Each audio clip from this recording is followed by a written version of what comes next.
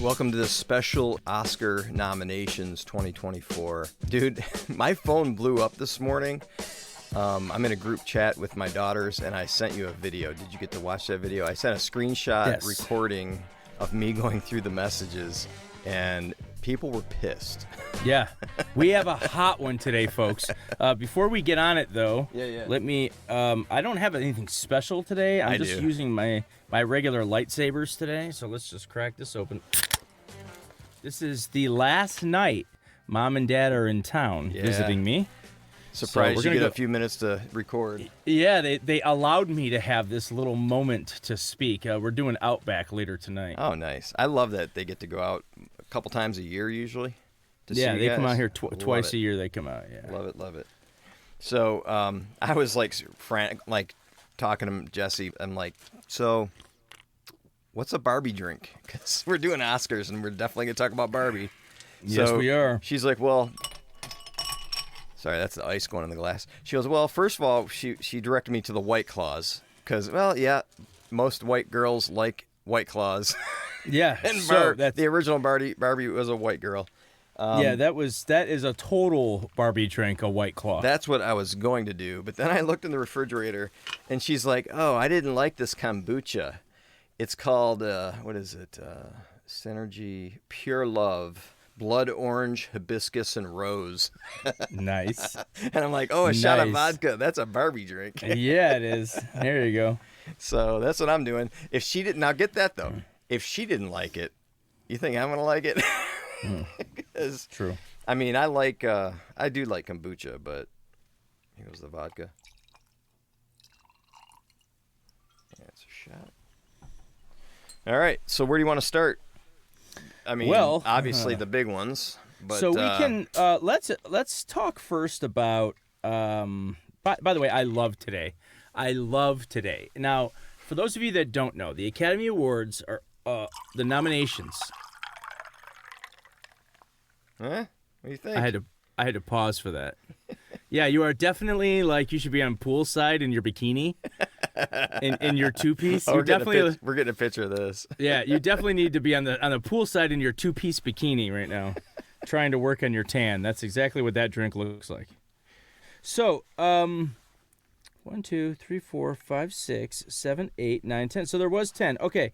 So for those of you, again, that don't know, so the Oscar nominations always come out on a Tuesday in February, or rather, what is this, January? Late January, early February, I think is the latest I've seen it. And so that gives the Academy a couple months to vote on these nominations. And they're always released, they're announced at 5:30 in the morning LA time, which I always thought was crazy. Now, if you think, and that's like 8:30. Yeah, that way it makes the morning shows. That's right. That's why they do it. Sure. So the morning, so like E! Entertainment and all that shit, we'll have something to talk about. I always thought, now, if you think it's crazy that they have them at 5:30 in the morning LA time in LA, you would be even shocked. You probably wouldn't be shocked at this point. What I've always wanted to do, if I ever was had made a film and it was a possibility, I wanted to pull an all-night rager with friends and be up drinking until 5:30 in the morning. And then when we're all half in the bag, or they're all probably passed out except me, I'd be like, all right, guys, turn the TV on. Here it comes. Everybody's passed out. And I'm like, it's 5:30. Let's get those nominations. My God. Just to see that I didn't get nominated, and then I could just turn the TV off and go to bed. But so also we talked about this. I think we mentioned this on a previous podcast, that after 2008, the Academy changed the rules to where you no longer have to have just 5 nominees for Best Picture. They expanded it to up to 10. I mean, and most of the time you'll get like 8 or 9, but the last few years they've filled out the card. There's been a full 10, and I just looked, and again, there's a full boat of 10 films this year as well. So let's start with the elephant in the room. Let's just address it and talk about it, because we have to talk about it. We need to talk about it. Not we have to. We need to. Barbie. Now, Barbie, I have not seen yet, but from what everyone I've talked to, I've seen it. It was a fantastic movie. It was a fantastic script. Now, talk about what it did get nominated for. Tell everybody that. So I've got Best Picture, right? Best Supporting Actor, which right? My daughters had a lot to say about that. Yeah, Best Supporting Actor, Ryan Gosling. Now, before we take on the head-on, obvious misogynistic discrediting of the Academy of Motion Pictures, Arts and Sciences, you have to realize, too, before we get into it, the Academy loves Ryan Gosling. Let's just accept that now. Everyone knows. Everyone who doesn't love Ryan Gosling. No, but I mean not in a way like Schwarzenegger movies always make money. Like they like him personally. He's a personable guy. Mm-hmm. He's there's never, as far as I know, there's never been reports of him being difficult to work with. Everybody that works with him says he's a nice guy. He's a hell of a guy. He's got the face that sells tickets. He was perfect pick for Ken. Let's address that for a second. Everyone that's blasting him getting nominated, he was. I don't know if you were to say they were going to make a Barbie movie, who should be Ken? I would have said Ryan Gosling before you finished the sentence. Right. So talk about perfect casting. But aside from perfect casting, he's got the face, and everybody, he's really great to work with. He's a star right now. Mm-hmm. So it makes sense that the Academy gave him a nomination, and I don't think anybody would be shitting on it if it didn't dump the 2 nominations it should have gotten. And we'll get to that in a second. Right. So Ryan Gosling's kind of like... I'm glad we're going there. Yeah, I think Ryan Gosling's getting kind of the shit end of the stick right now because the other 2 didn't get nominated. And because the other 2 didn't, he's sort of getting some maybe unnecessary backlash and criticism. When in reality, if a film's going to get a bunch of nominations and Ryan Gosling happens to be in it, guess what? He's going to get one of them, right? But anyway, so I've got adapted screenplay. Now, you would have heard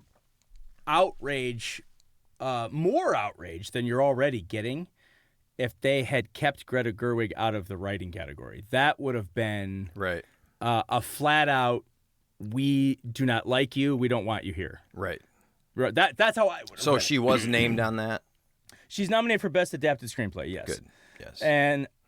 And Barbie was also nominated for Production Design, Costume Design.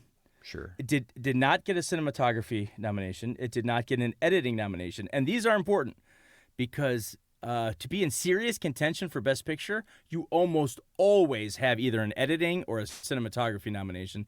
And a lot of times whoever wins editing, oddly enough, wins Best Picture. It's just the way it always plays out.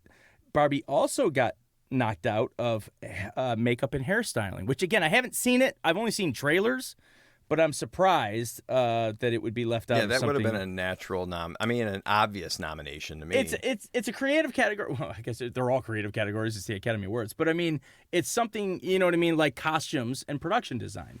Hair and makeup to me is on the same level as production design and costumes, right?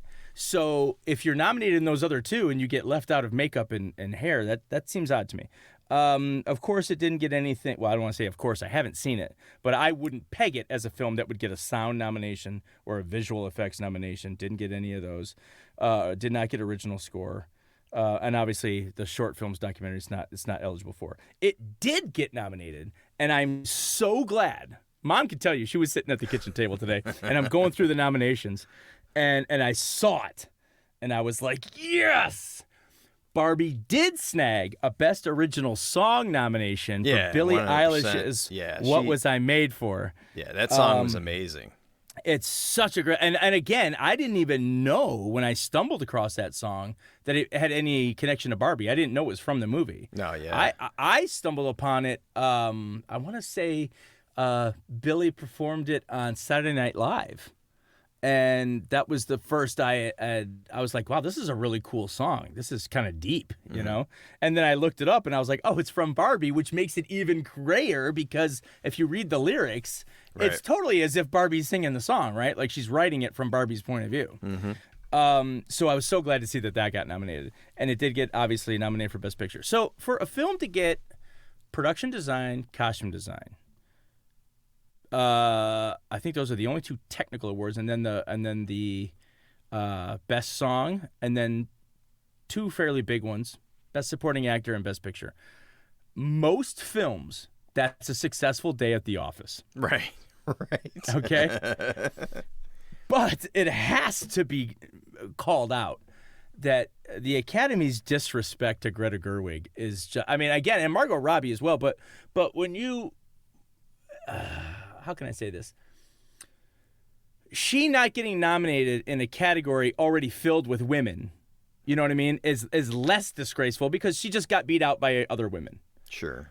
But to leave Greta Gerwig out of Best Director and fill it with a bunch of dudes. Dude, when I saw the movie, so it's put together so well. It's directed very well. I mean, yeah. You don't get what we got without her directing this movie. And yes. I don't know. And it was, I mean, the financials alone tell it kind of hit a chord. People liked it. I mean, I don't know.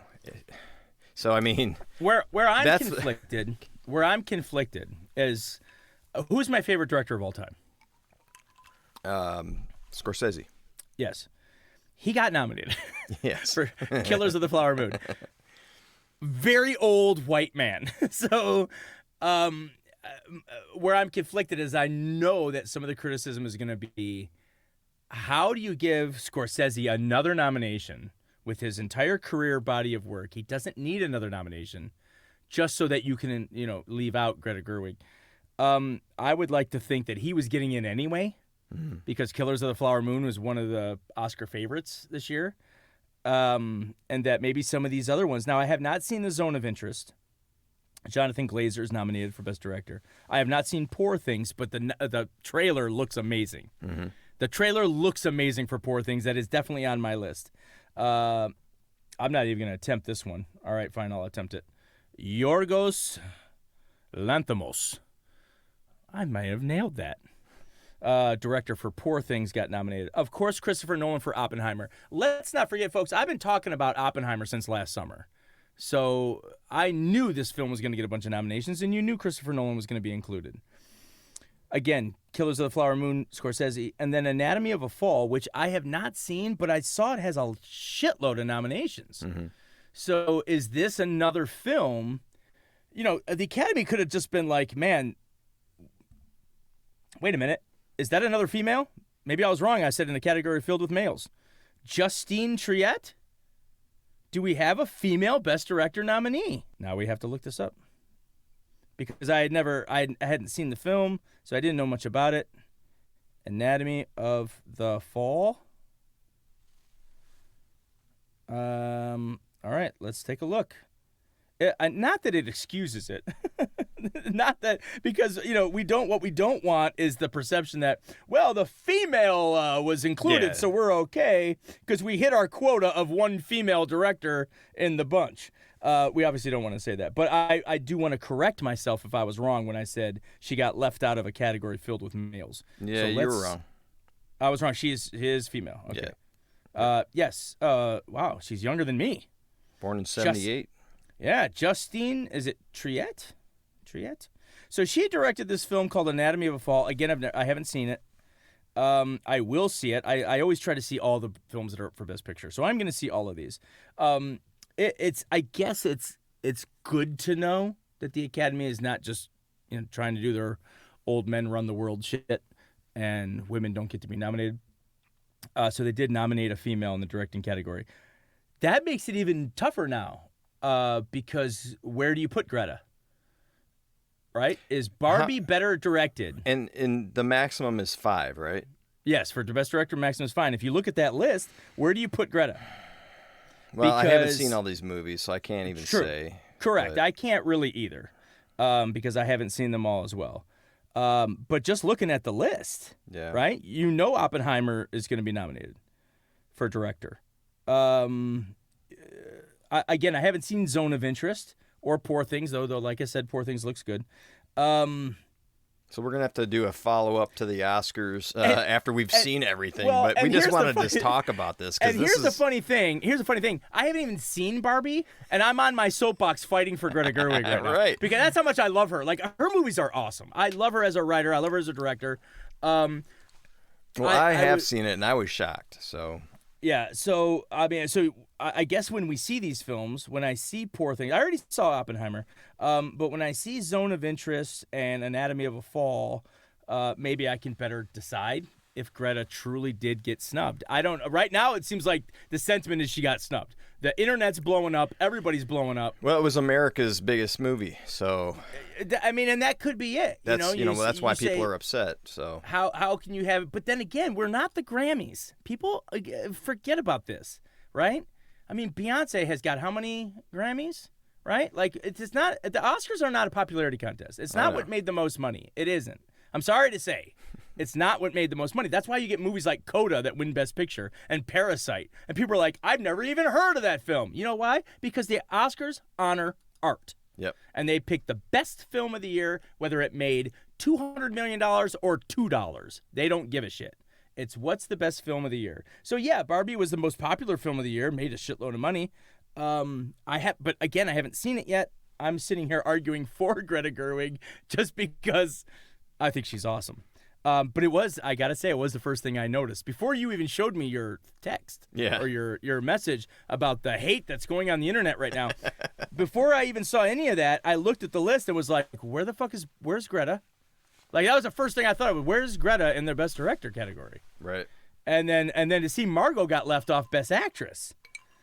I mean, that to me is almost worse in a way. Well, no, I realize I'm contradicting myself. I said it wasn't as bad because at least she's in a category filled with other women, right? Yeah. She wasn't snubbed because she's a woman, right?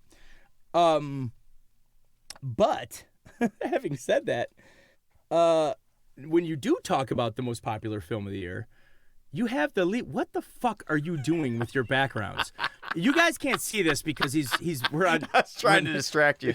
The video, but he's like playing with these backgrounds. Like he's got like some, I don't know, what was that, South Park or something? Like I don't know what he had. Was. Oh my god! I had the palm tree because I'm wearing Honolulu blue. We'll get to the Lions in a minute. Right now is Oscar time. Let's talk about the Oscars. So when you see this list of best actresses, first of all, again, very few movies of these I've seen. Emma Stone in Poor Things, I did see. Like I said, I saw the trailer. It looked kind of cool. Maestro is Bradley Cooper's big film, and I love Carey Mulligan. You know who Carey Mulligan is?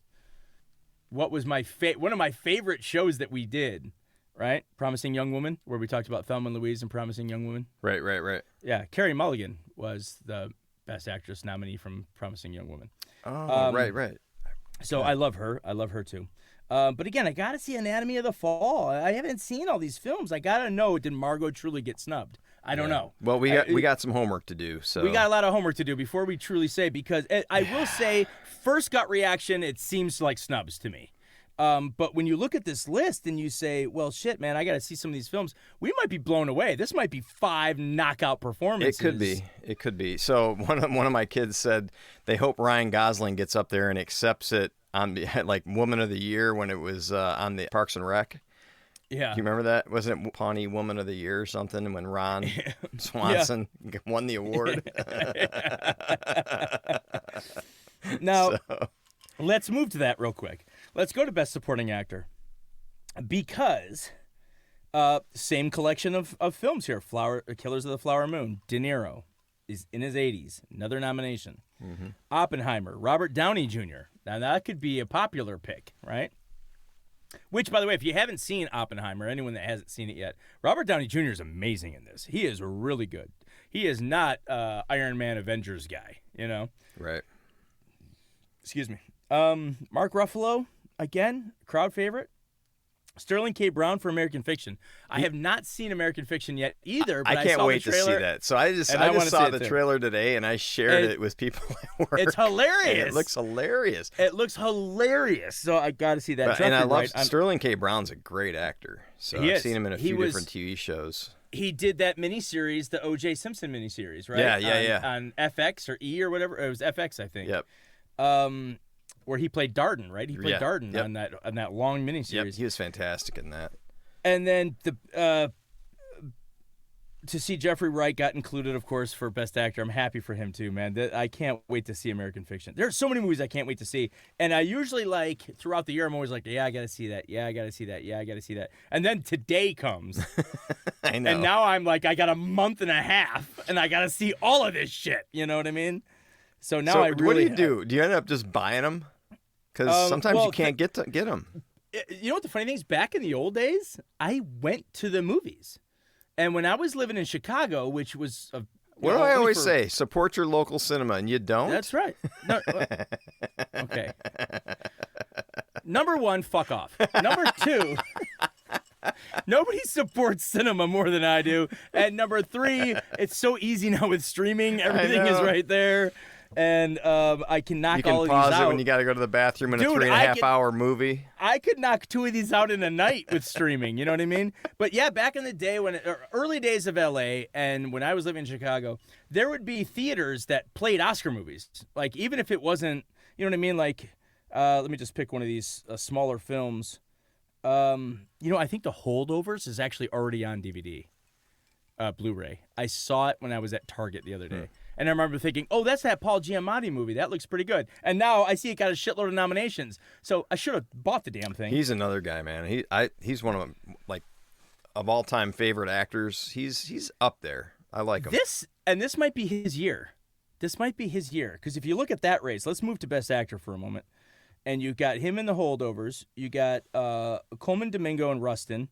Cillian Murphy was amazing in Oppenheimer. He might be the front runner right now, just today. Jeffrey Wright, American Fiction, happy for him, and Bradley Cooper from Maestro. I've been hearing a lot of people say this is Bradley Cooper's year. I don't know that. Well, I sent you the trailer for Maestro, and just the clips that they put in the trailer. Obviously, they put the best in the trailer, but sure. It looks like he's done an amazing performance. So, but yeah, and I said we should pair that one up with like Amadeus or something. Ooh, that'd be a good pairing. Did you like my pairings that I sent you? You didn't like any. You didn't respond to any of my pairings. You sent them to me. I was probably working or whatever. I sent you a bunch of possible pairings, and you responded with nothing. And I felt like the guy from the Tiger King. I called for help twice, and not a fuck you, what do you need, or nothing. Anyway, all right, So look at again. So the Best Actor race is packed. No Leo, and that's kind of big, because when we get into this, Margot was snubbed and Greta was snubbed, but then you see Justine gets nominated for Best Director. Leo is left out of Best Actor. You kind of say to yourself, maybe it's not about snubbing. Maybe they really just went with the best. And Leo didn't make the cut this year. Maybe his performance just wasn't the best. I can't say Greta truly got snubbed until I see the other films. My belief is that she got snubbed. I think the Academy disrespects her because I think she's got 4 nominations now. She's got no Oscars. Like I don't know, man. It's. I think she's amazing, and she should definitely have a gold by now. I don't know. Maybe she wins Best Adapted Screenplay, because when people, that's the other thing that happens. When people see this, and now it's time to actually vote on it, you might get enough people in Hollywood going, this is bullshit. She should have been included. We are giving her Best Adapted Screenplay, like it or not. Spike Lee won Best Adapted Screenplay. Finally got his Oscar. Remember that a few years ago when he finally got his? You know that the Academy voters were like, dude, it's time. It's time. He's due. Yeah. And Spike Lee's been around forever. He's been nominated a bunch of times. Sure, he could be polarizing with his opinions or politics, but that was one of the best films of the year that year. He was definitely deserving of Best Adapted Screenplay. Maybe they give it to Greta this year as sort of you deserve this because we fucked you over by not giving you Best Director. So I don't know. Maybe she does walk away with a gold. She's definitely deserving of it. She should definitely have an Oscar by now. I don't know. I'm just scrolling through this list here, and the good news is it doesn't look like I have a lot of work to do. It's like most of these nominations are spread out around 5 movies. Like if I just see like 5 movies, I'm gonna have almost all of these categories pretty much cleaned up. So yeah, I got a lot of work to do before the end of March. I don't know which category you want to go to next. Let's go to the writing categories. I love when I ask you a question and then I answer it myself. Let's see here. It makes my job easier. It's just me monopolizing the microphone here. Where is it? Okay, so obviously I have a special place in my heart for the writing categories, right? I'm always big on the screenplay awards. So adapted screenplay, you got American Fiction, Barbie, Oppenheimer, Poor Things, Zone of Interest. Again, we see just a few of these films and we'll have knocked out that entire category. Original screenplay, Anatomy of Fall, Holdovers, Maestro, May, December, Past Lives. Being that everybody I know is talking about both the Holdovers and Maestro, maybe Bradley Cooper gets his Oscar in the writing category. That is a possibility. Yeah, did he write it? Yeah, he's the writer. He's one of them. Because he directed it too, right? Yeah, I think he's a co-writer. I don't know. Let's look it up. Co-writer. I know he directed it, and obviously star. And again, I could see them getting makeup and hairstyling too. Because did you see the various versions of the Maestro? The younger version, the older version, and it's all Bradley Cooper, and they look freaking amazing. So he wrote it with Josh Singer. Josh Singer is some of his previous credits. He was oh my God, he's got some really good ones. Aside from 22 episodes of The West Wing, he also has Spotlight, The Post, First Man. Who is this? This is Josh Singer, the one who wrote Maestro with Bradley Cooper. So Bradley Cooper's obviously a smart dude because he got this dude to write the screenplay with him. Now, I don't know whose original story it was. It might have been Cooper's. He could have gone to him and said, look, I got this great idea to do a biopic. I need your help, though. You know what I mean? Yeah. Nothing wrong with that. So, and nothing wrong with that. If you want to be the best, hire the best. So, yeah. So, man, that's Bradley Cooper could get his. Hang on a second. Let me go back again and see if Josh won for any of those films. I know he was up for Spotlight. He did. Won one Oscar. Let me guess. Spotlight. Yep. So he won the Oscar. Best Original Screenplay for Spotlight. Well, God, what an amazing film. Now, that's the one that moms refused to watch. But I showed her a clip last night. I showed her Mark Ruffalo's Oscar clip. Yeah. You know, from that movie. It's time, Robbie. You know, the big, you know, the kind of scene where when the movie's going, you just see at the bottom it's flashing like Oscar clip, Oscar clip, Oscar right. clip. You know. So I showed Mom that last night, and she's like, maybe I will watch it. You know. So who knows? But so he won for that. So okay, so Josh Singer has an Oscar. Does that keep that from winning that category? I don't know. Or they say, Bradley Cooper, we loved you, but we think somebody else, they might say it's Paul Giamatti's turn for Best Actor, right? He's been overlooked so many times. It's time for Paul Giamatti to get his Oscar, so we're not going to give you Best Actor, but maybe we'll give you Best Screenplay. You know, I know I'm contradicting myself a little bit when I say the Oscars are not like the Grammys. They don't do popularity awards. They give the best, whoever the best performance is. Hang on. My brother is going to pour straight vodka into this glass. This Barbie drink's pretty good. Sounds like that Grey Goose is pissing. That is a big Sam's Club bottle of Grey Goose. We sell that at CVS, by the way. Oh, really? The big one? Yeah, the big one. So, I know, like I was saying, it's not about popularity. It's who the best film is, who deserves it the most. But there is a level of politics. I'm not going to deny that. You know, Al Pacino wins Best Actor for Son of a Woman not because he was the best performance of the year. It's because he got out of somehow on God's green earth, he got out of the decade of the 70s without a single fucking Oscar. That is atrocious. That doesn't make sense. So that's why he wins for Son of a Woman. We see this shit all the time. Politics plays part, right? Denzel wins for Training Day. That's not his best performance. It's certainly not the best performance of the year. But he didn't get it for Malcolm X, and he didn't get it for The Hurricane. So, you know what I mean? So there are some politics at play here. So I got to say, if they're going to give Bradley Cooper an Oscar this year, it might be in the writing category. They did the same thing with Tarantino, with Pulp Fiction. They were like, we don't, you're not Best Director or Best Picture yet, but we'll give you a screenplay. Yeah. You know? Maybe. So, I could see that happening. Could be one of those. But yeah, thumbing through this list, I still can't believe, there's going to be a counter argument. There's always the first day of huge backlash, and then in like 4 days from now, somebody's going to write an article saying, folks, Barbie might not just have been that good. And then everyone's going to go berserker, right? They're going to lose their minds. But then you're going to get more people agreeing with that, saying, yeah, let's call it what it is. It's good, but it's not up here with these movies, so who knows? I don't know.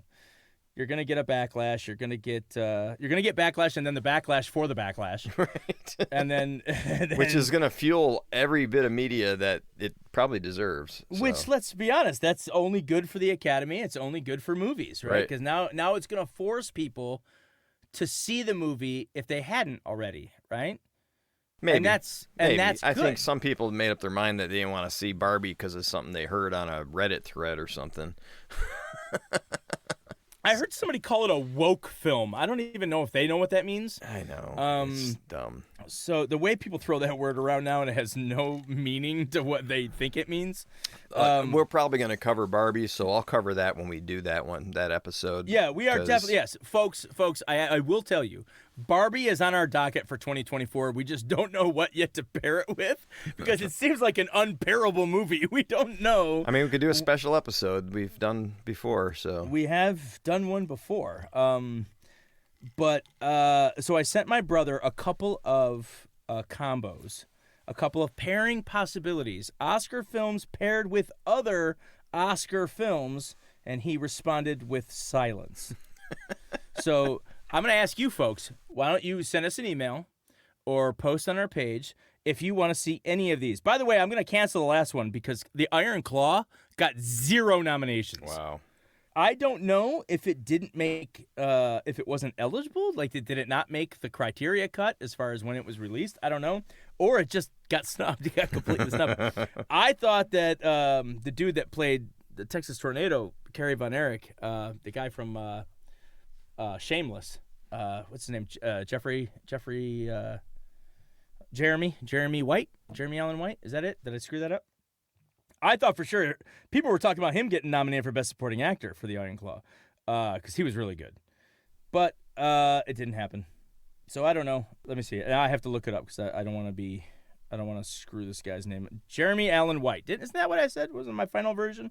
I went through several versions, Jeremy, but I got you on the last one.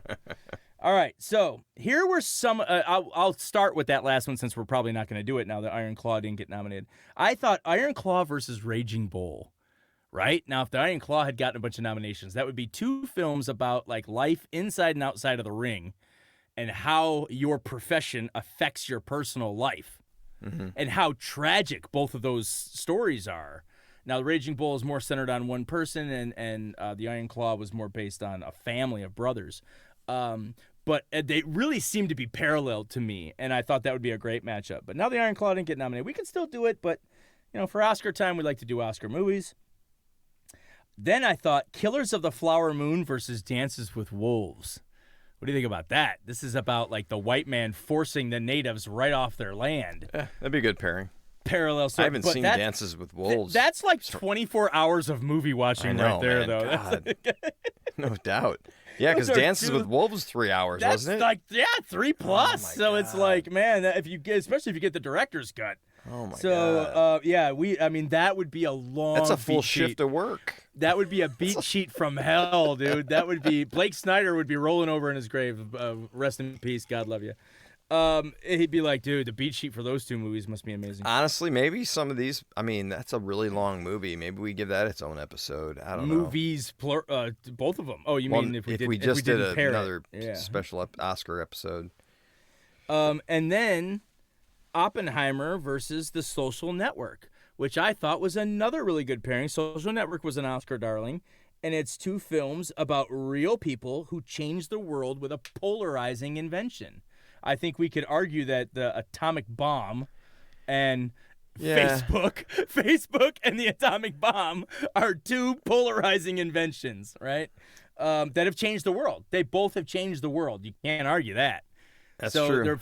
They're not biopics where we hear about their upbringing and how they died. It's just about their invention, right? Right. It's important to note these are not biographies. Oppenheimer and Social Network are films about their invention and their invention only. So I thought that was a really good pairing. So anyone that's listening, write us. Let us know also what you think a good pairing for Barbie would be. Now, again, I hadn't seen it, but just knowing that it's sort of a satire and it seems to be not really for kids. It seems to actually have adult humor involved, and it has deep meaning. This is all I'm getting from the trailer, by the way, from what people have said. I thought Josie and the Pussycats, because that was a fun movie from, I want to say, the late 90s, early 2000s. I have no idea what you're talking about. So it was, I want to say it was either a cartoon or a comic strip that they adapted into a movie. And people thought the same thing that they do about Barbie. Oh, this is going to be for kids. But it wasn't. It was it was totally about the media and how the media manipulates people. And it was a satire. Yeah. Which was filled with a lot of adult themes, I never would have saw it in a million years. But the girl I was dating at the time loved it and made me watch it. And I actually enjoyed it. I was like, this is actually kind of funny. This is like ripping on pop culture of our time, how we treat celebrities and superstars. Right. And it kind of was, again, a satire on popular, just the generation that we live in, today's youth, and how easily manipulated people can be. I've never seen that movie. What's it called again? I'm going to look it up. Josie and the Pussycats. There's probably people listening go, what the fuck? He's gone off the deep end on this one. Yeah, there it is. 2001. Okay, so 2001. And it's starring Rachel Lee Cook, Tara Reid, Rosario Dawson, couple other people of the time. Alan Cumming. When I say of the time, they were huge at that time. Parker Posey. Carson Daly's in it playing him. He has a satire where he makes fun of himself on his own show. So, like, all this kind of stuff. I totally missed. This was off of my radar for sure. Yeah. I did not see this one. Yeah, it's about a girl group. But again, I don't know what it was originally based off. It was a comic strip or a cartoon. Let me go to the writing categories and see. There's 5 writers. Okay, oh my gosh. But they could have been. Yeah, okay. So it says characters. So 3 of them were characters. Only 2 people wrote the screenplay. But so these characters, I don't know. I guess we'd have to Google it. What was Josie and the Pussycats originally? It looks like an animated TV show. It was an animated TV show. Oh, yeah. From 1970. Yeah, on IMDb, it's right there under the movie. Oh, is it? Yeah, on IMDb. Oh, okay. Under More Like This. So it was a TV series from the 70s. Wow. So that's what it originally was. Okay. So when when I was asked to see it from the girl I was dating at the time, I remember thinking, why would I want to? This looks like a movie for little girls. This is like a movie for like 10-year-olds. Not that I was dating a little girl. Let's clarify that. Right. Clarify that. I was dating an adult woman, but it didn't look like a movie for me. But then when I watched it, I was blown away. I was like, this is actually kind of funny. This is a satire. This makes fun of today's youth, right? Okay. And how easily manipulated people are. So when I heard that Barbie was kind of a satire of our culture, I immediately thought that would be a good pairing. So I don't know. Watch the trailer on YouTube and tell me what you think. Yeah. Well, and watch Barbie. Yes. And you guys, anyone that's listening, if you think there's a better film that would be a good pairing for Barbie, yeah, let us know. Because we definitely are doing Barbie. I don't care. We're going to do Barbie. We're going to do a show on Barbie. And I would like to pair it with something, but if we have to do a solo show, we'll do a solo show. The only other thing I can say is that we did fill out the full boat. Again, a full 10 for Best Picture, which means there's some work to do for me. But oddly enough, it's all the films we talked about that are got these. Zone of Interest, Poor Things, Oppenheimer, Maestro, Killers of the Flower Moon, The Holdovers, Barbie, Anatomy of a Fall, American Fiction. The only other one that's in there that doesn't seem to be nominated for hardly anything else is this Past Lives, which I don't know what that is either. But it doesn't seem to have, that I can see, any other nominations. So I don't even know what it's about. It's another one I haven't seen, but it got the 10th spot. Yeah. Just looking it up real quick. Past Lives. So what is this? This looks like... is this a foreign film? No. Nora and Hai Sung, 2 deeply connected childhood friends, are wrested apart after Nora's family immigrates from South Korea. 20 years later, they are reunited for one fateful week as they confront notions of love and destiny. Interesting. I might check this out. Hour and 45 minutes, PG-13, 2023. Looks like a quick view. It was nominated for 2 Oscars. So aside from Best Picture, the only other nomination it got is Best Original Screenplay. So Celine Song wrote the film, and she also directed it. She is not one of the producers, so she didn't get a producing nomination. But those are the only 2 Oscars it got. So again, let me preface this by saying this is by no means an insult to Past Lives. But did you have to fill out the full 10? Like, couldn't you have... the other 9 I mentioned are loaded in the other categories, right? All of them loaded. Past Lives gets 2 nominations. One of them is for screenplay. One of them is Best Picture. I don't know. I just preface this, but I'm not trying to be insulting. But if you were going to leave a film out, like, did they just do 10 because they felt, well, we could do up to 10. Let's just do 10. Right. You know what I mean? Like, I don't know. Maybe I'm being a dick, but if that was me, I guess on one hand I'd be happy I got nominated, but the other hand I'd be like, I'm going to sit home and watch this from my couch. I got no shot. I got no shot to win Best Picture here. You know what I mean? Like, what the fuck? There's literally, I have no path to glory on this. I'm going to sit home, watch it on my couch, and get drunk. Bullshit. You would be there 100%. I know I'm a fucking liar. I would be dressed up. I would be dressed up in one of the tuxes that the guys wear in Dumb and Dumber. That Jim Carrey. Except you'd have a Honolulu blue Lions tie. Yeah, well, mine would be Jim Carrey's blue tuxedo, but it would be Honolulu blue for the Lions. So before we close out, we are going to let's transition real quick off of Past Lives. No offense, Past Lives. I'm just saying. 2 nominations. I don't know. But anyway, the Lions. Yeah. We have to talk about the Detroit Lions real quick. At the time, my brother's going to put this up hopefully before Sunday, right? This is going up like today or tomorrow? Yeah, it should go up pretty quick. I'm going to do very little editing. So as we speak right now, the Detroit Lions have done something they have not done since 1991, and that was win a playoff game. And now they're going to the NFC title game. Yes. Where we are going to face the number 1 seed, San Francisco 49ers. We are not favored at all. No. The Niners are favored by 7. Not favored at all. Which is that's a touchdown. That's a lot of points in the NFC title game. I will say we have a much better team than the last time we met them. Absolutely. But then again, so do they.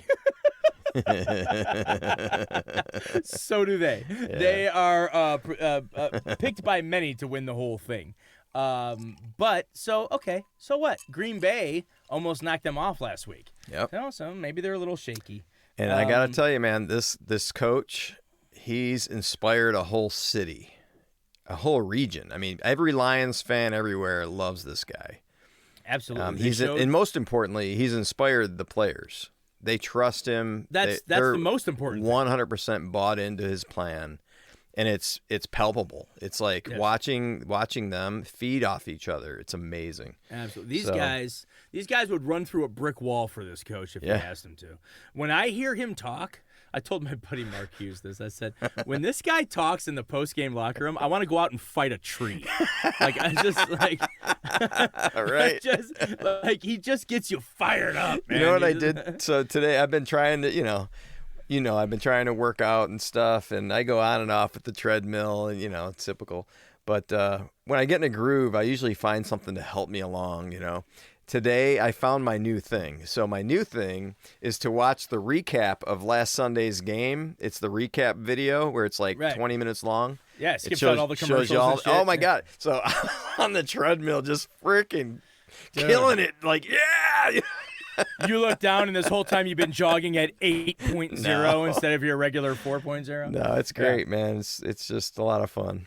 So So I know we're mixing movies with sports here, but we are from Detroit. We're alienating a lot of our audience. That if at this point you got to be from San Francisco to not to be rooting for the Lions, right? Maybe Green Bay. But. Well, no. I was just going to tell you. I saw this map. This voting map, not really a voting map, a popular cheering map on the internet. and it had the state of California was in red. Yeah. And the entire rest of the country was in blue. And they're like, this is everybody. If you live in California, particularly San Francisco area, you're rooting for the Niners. Literally every other state is rooting for the Lions. So Right. It's great that we finally have a fan base. We finally have, well, we've always had a fan base. We've always had a great fan base. But those were diehard fans like us. Right, we finally have people from like Utah. They're like, "Yeah, go Lions!" You know what I mean? Like people that never gave a shit before. I told this to Dad.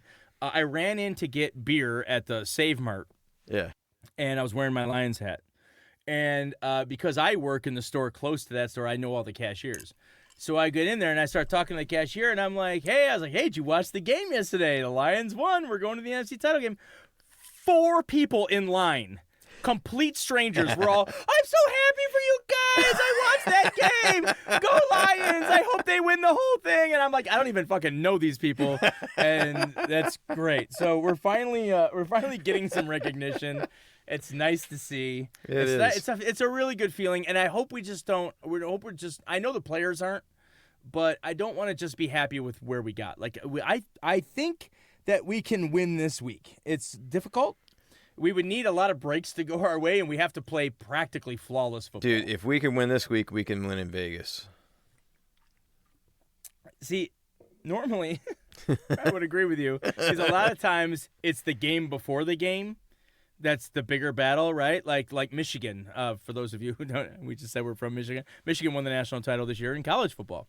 And the game before the game was the more important one. Beating Alabama in overtime to get to the championship game was far more important. It's kind of like the Red Wings back in the day when it was playing the Colorado Avalanche to go to the Stanley Cup.